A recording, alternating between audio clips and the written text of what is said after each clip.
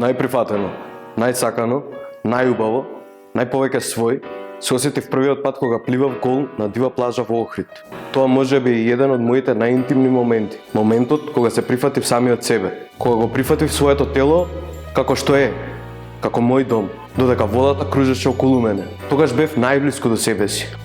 И си ветив дека никогаш повеќе нема да дозволам таа одвратна одвратност кон сопственото месо да ми забрани да ги правам работите во кои не повеќе уживам. Тогаш оставив простори на луѓето околу мене да ме прифатат таков каков што сум. И јас ги научив. Најубаво се чувствував кога се видов во огледало после 5 години хормонска терапија. Почнав полека да се чувствувам како себе си од самиот момент кога се утирав и почнав процес на само прифаќање кој не беше така лесен. Се чувствувам како себе кога сум околу луѓе кои ме прифаќаат и почитуваат. И тоа се луѓе на кои мојот родов идентитет воопшто не менува ништо во односот кој го имаат со мене. Се чувствувам како себе кога трансзаедницата е представена во позитивно светло и не е цел на угнетување, дискриминација и исмејување. Најубаво и најприфатено се почувствував кога имав јавен настап пред околу 500 луѓе пред кои изнесов делови од мојот личен живот и не наидов на стигма и дискриминација. Бев прифатена како и сите останати без да ми е страв дека утре може нешто да ми се случи. Јас во секој момент сум себе си. Не можам да бидам некој друг. Но мојата држава ме форсира да бидам некој друг, некое сеќавање на човек што веќе не е тука. Се дури оваа земја не ми дозволи легално да бидам тој што сум, нема да бидам како себе си. Јас се осеќам најсакано, најубаво, свој и како себе си.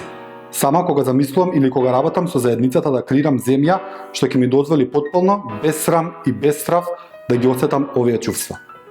Во 2021 година нашата држава е на дното помеѓу последните држави во Европа кои немаат никаква регулатива за правно признавање на родот. Сакам да живеам достоен живот и да бидам рамноправна. И транс жената е жена. Овој ден трансродовата заедница го одбележува славејќи, гордејќи се со нашиот идентитет, сеќавајќи се колку далеку сме стигнале и колку далеку се уште мора да одиме. Денот на видливоста е шанса да бидеме отворени, да ги едуцираме луѓето околу нас и да ја поттикнеме заедницата да се бори за своите права и достоинство. Сакам да живеам како секој друг маж.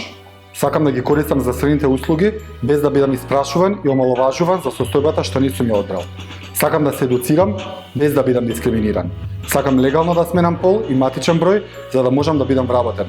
Сакам да живеам во сопствената држава без истата да ме потсека секојдневно дека не сака да сум нејзин. Сакам да бидам како секој нормален човек. Ништо повеќе. Сите сме со автентични патешествија. Ни моето не е драстично поразлично. Само уште едно човечко битие чие срце чука забрзано кога се плаши. Уште еден фалш вокал кога пее караоке. Не сум Лох Нес, ниту Чупакабра. Најнормален.